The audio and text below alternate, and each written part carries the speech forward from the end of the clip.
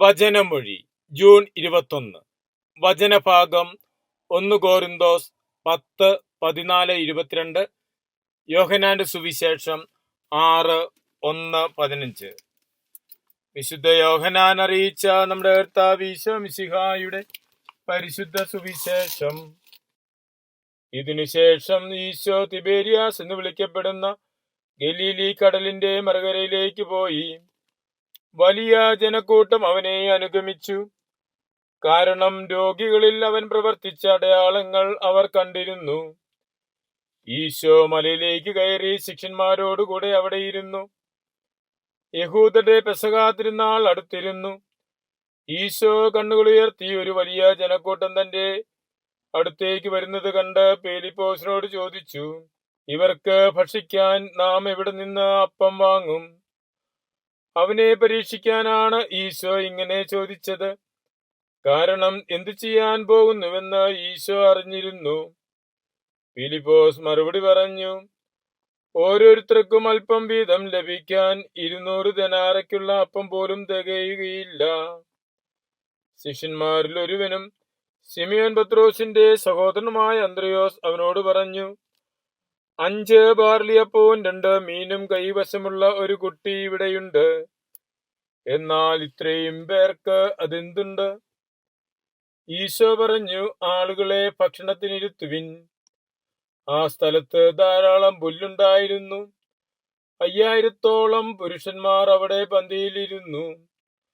അനന്തരം ഈശോ അപ്പമെടുത്ത് കൃതജ്ഞതാ സ്തോത്രം ചെയ്ത് അവർക്ക് പങ്കിട്ടു കൊടുത്തു. അതുപോലെ തന്നെ മീനും വേണ്ടുവോളം നൽകി. അവർ ഭക്ഷിച്ച് തൃപ്തരായപ്പോൾ അവൻ ശിഷ്യന്മാരോട് പറഞ്ഞു, ഒന്നും നഷ്ടപ്പെടാതെ മിച്ചമുള്ള കഷ്ണങ്ങളെല്ലാം ശേഖരിക്കുവിൻ. 5 ബാർലിയപ്പത്തിൽ നിന്ന് ഭക്ഷിച്ച ശേഷം മിച്ചം വന്ന കഷ്ണങ്ങൾ 12 കുട്ട നിറയെ അവർ ശേഖരിച്ചു.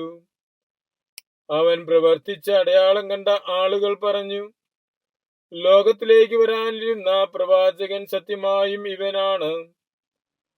അവർ വന്ന് തന്നെ രാജാവാക്കാൻ ബലമായി പിടിച്ചുകൊണ്ടുപോകാൻ ഭാവിക്കുന്നുവെന്ന് മനസ്സിലാക്കി ഈശോ തനിയെ വീണ്ടും മലമുകളിലേക്ക് പോയി.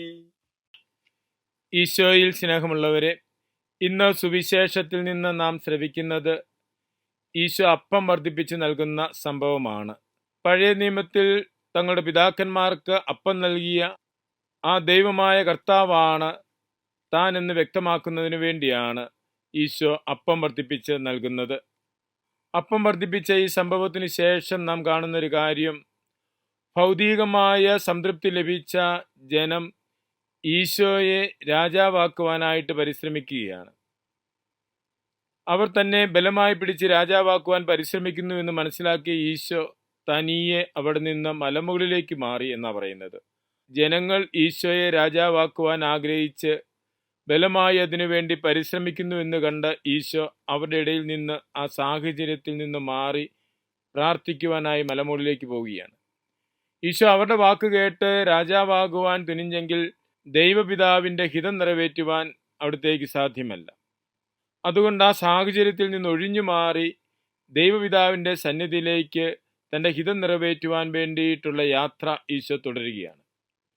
നമ്മുടെയൊക്കെ ജീവിതത്തിലും പലപ്പോഴും ജീവിത ലക്ഷ്യങ്ങളിൽ നിന്ന് നമ്മളെ അകറ്റുന്ന പ്രലോഭനങ്ങൾ കടന്നു വരാം. ആ അവസരത്തിൽ പ്രലോഭനങ്ങളിൽ വീഴാതിരിക്കുവാൻ ആ സാഹചര്യങ്ങളിൽ നിന്ന് മാറി ദൈവകൃപ പ്രാർത്ഥിക്കുക.